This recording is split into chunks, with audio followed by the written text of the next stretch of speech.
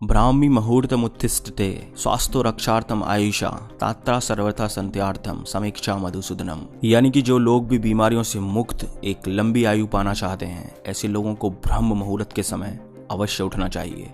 आयुर्वेदा ब्रह्म मुहूर्त चमत्कारिक पल या अमृत बेला सूर्योदय से ठीक 96 मिनट पहले का वो रहस्यमय और चमत्कारिक समय जिसका ठीक से उपयोग करना अगर आप लोगों को आ गया तो कुछ ही समय में आपकी लाइफ में आए चेंजेस को देखकर आप दंग रह जाओगे और आप अपने किसी भी ड्रीम को इतनी आसानी से अचीव कर लोगे जिसके बारे में आपने कभी सोचा भी नहीं होगा। आप किसी भी स्किल्स में इतनी जल्दी मास्टर बन जाओगे जिसे देखकर आप खुद भी हैरान रह जाओगे, क्योंकि ब्रह्म मुहूर्त में किया गया कोई भी काम ठीक उसी तरह से विकसित होता है जैसे कि पानी, खाद और सूरज की प्रेजेंस में कोई पौधा। इसीलिए इस समय को द क्रिएटर आवर्स भी कहा गया है। और ये मैं कोई सो-कॉल्ड जादू टोने की बात नहीं कर रहा हूँ। आज मैं ये बात आपको एंशिएंट और मॉडर्न दोनों साइंसों से प्रूफ करके दिखाऊंगा। So let's get started. ब्रह्म मुहूर्त को हमारे हिंदू स्क्रिप्चर्स जैसे कि वेद, पुराण और उपनिषद में बहुत महत्वपूर्ण जगह दी गई है। ये मैं आपको मनुस्मृति से दिखाता हूँ। ये देखिए,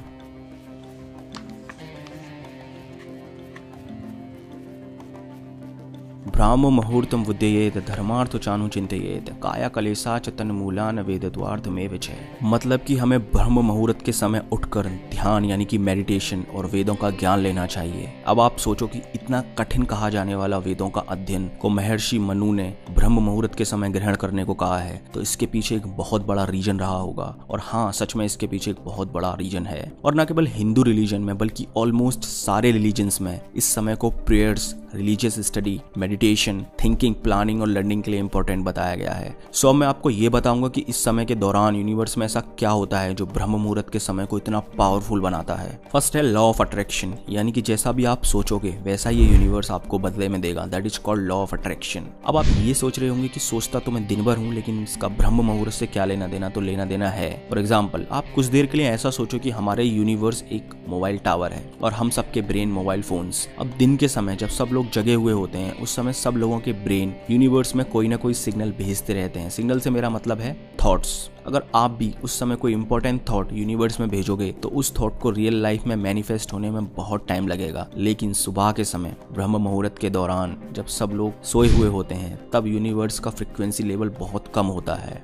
और उस समय सोची गई कोई भी थॉट के रियल लाइफ में मैनिफेस्ट होने के चांसेस बहुत बढ़ जाते हैं। आप खुद ही सोचो कि अगर आपको किसी ए प्लेस से बी प्लेस पर दिन में ट्रैफिक के दौरान जाना है या फिर सुबह में 4 बजे के दौरान जाना है, तो किस समय में आप अपनी डेस्टिनेशन पर सबसे जल्दी पहुंचोगे? ऑब्वियसली सुबह के समय। ठीक उसी तरह ब्रह्म मुहूर्त के दौरान यूनिवर्स में थॉट्स का ट्रैफिक बहुत कम होता है और इस समय में सोची गई कोई भी थॉट के रियल लाइफ में मैनिफेस्ट होने के चांसेस बहुत बढ़ जाते हैं। इसलिए ऑलमोस्ट सारे रिलीजन्स में सुबह की प्रेयर्स को बहुत इंपॉर्टेंट बताया गया है ताकि दुआएं कबूल हो सकें। हाँ, मैं जानता हूँ कि हम लोगों को रात में जगना बहुत पसंद होता है, इसलिए मैं आपको 3 बजे उठने के लिए नहीं बोल रहा हूँ। देखो, अगर आप दिल्ली में रहते हो तो दिल्ली में सूर्योदय 7:04 पर हो रहा है। इस हिसाब से दिल्ली में ब्रह्म मुहूर्त 5:28 से शुरू होगा और 6:16 पर समाप्त हो जाएगा। बस आपको इन 48 मिनट में जगे रहना है। उसके बाद आप चाहें तो सो भी सकते हैं, लेकिन इन 48 मिनट में आपको वो काम करना है जो आपके लिए सबसे ज्यादा इंपॉर्टेंट हो। और कुछ ही दिनों में आप अपनी आंखों के सामने अपनी लाइफ बदलते हुए देखोगे। इसलिए बेंजामिन फ्रैंकलिन ने कहा है कि early to bed and early to rise makes a man healthy, wealthy and wise.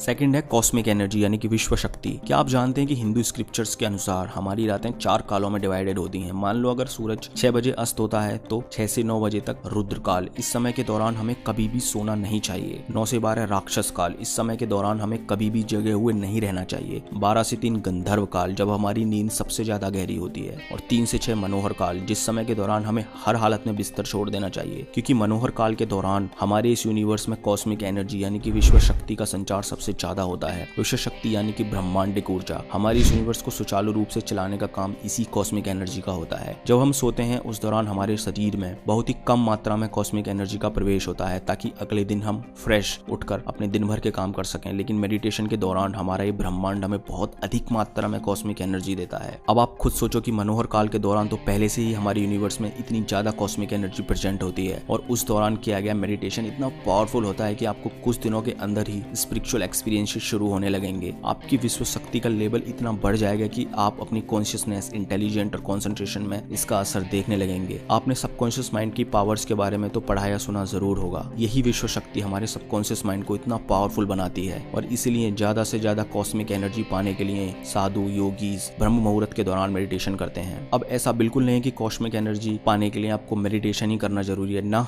बिल्कुल नहीं। अगर आप प्रेजेंट में रहना सीख लो तो भी आपको मेडिटेशन के बराबर ही कॉस्मिक एनर्जी मिलेगी। बिलीव नहीं हो रहा तो खुद से चेक कर लो। इस वीडियो को 1 मिनट के लिए पॉज करो और प्रेजेंट मूवमेंट में ध्यान लगाओ, तो आप देखोगे कि प्रेजेंट मूवमेंट में आते ही आपका ध्यान सबसे पहले आपकी सांसों पर जाएगा, जैसा कि हम मेडिटेशन के दौरान भी करते हैं। मेरा कहने का मतलब बस इतना ही है कि ब्रह्म मुहूर्त के दौरान हमारे यूनिवर्स में बहुत ज्यादा कॉस्मिक एनर्जी होती है और उस समय के दौरान कंसंट्रेशन के साथ किया गया कोई भी काम, चाहे वो पढ़ाई हो, मेडिटेशन हो या कुछ भी हो, उस काम के रिजल्ट्स आपको एक्स्ट्रा ऑर्डिनरी ही मिलेंगे। थर्ड है सर्केडियन रिदम। जिस तरह से दिमाग और बॉडी एक दूसरे से इंटरकनेक्टेड होते हैं, ठीक उसी तरह से हम और हमारा यूनिवर्स एक दूसरे से जुड़े हुए हैं। आप तो ये जानते होंगे कि हमारी धरती सूर्य के चारों ओर चक्कर लगाती है, तो सुबह के समय जब सूरज की पहली किरण हमारी धरती पर पड़ती है, तब सूरज के चार्ज्ड पार्टिकल्स के चलते धरती बहुत पावरफुल मैग्नेटिक फील्ड जनरेट करती है, जिसके चलते हमारी बॉडी और दिमाग में बहुत सारे केमिकल रिएक्शंस शुरू हो जाते हैं और हमारे ब्रेन का सुपर कैस्मेटिक न्यूक्लियस बॉडी को सिग्नल देने लगता है कि बाहर की दुनिया में उजाला हो गया है और बॉडी उठने के लिए तैयार होने लगती है। जैसे कि बॉडी का टेम्परेचर गिरने लगता है, ब्रेन का पीनियल ग्लैंड बहुत अधिक मात्रा में मेलाटोनिन रिलीज करने लगता है और ये सिस्टम लाखों सालों के इवोल्यूशन के बाद जाके डेवलप हुआ है। अब आप ये दोनों डायग्राम्स को देखिए। पहला है सर्केडियन रिदम और दूसरा है आयुर्वेदिक दोसाज टाइमिंग्स। सुबह के 4 बजे हमारी बॉडी का टेम्परेचर सबसे कम और ब्रेन में मेलाटोनिन का लेवल सबसे ज्यादा होता है और लगभग सुबह में 7:30 के आसपास हमारा ब्रेन मेलाटोनिन बनाना पूरी तरह से